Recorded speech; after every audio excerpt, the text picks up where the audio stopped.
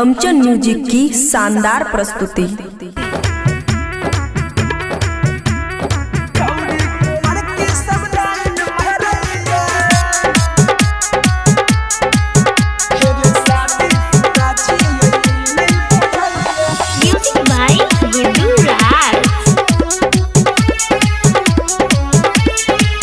हेरे शादी शुदा छियै ई नहीं बुझैये, छौरी कुमार की सब लाइन मारैये।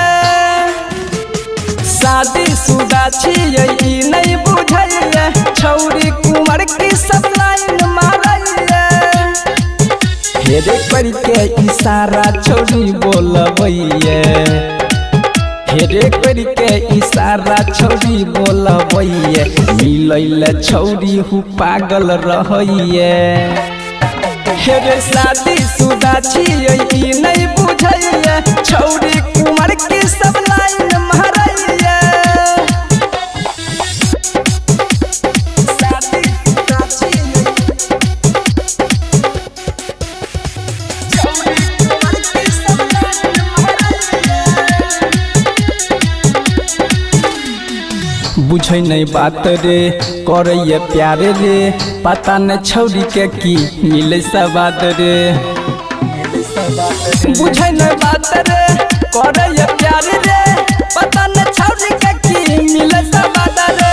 बलफ के जेना छौरी भुक भुक जरैये, हेरे बलफ के जेना छौरी भुक भुक जरैये। हमारा ले छौरी अपना घर में लहरैये।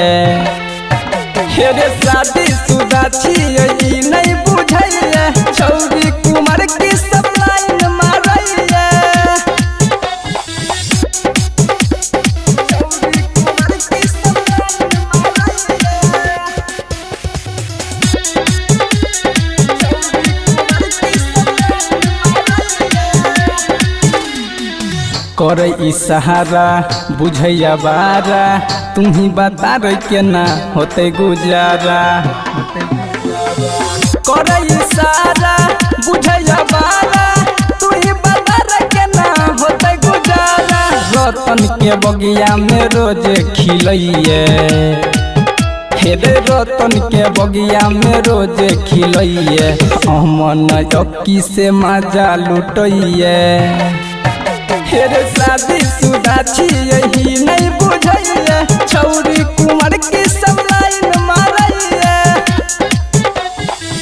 खुशी रिकॉर्डिंग स्टूडियो बलुआहा।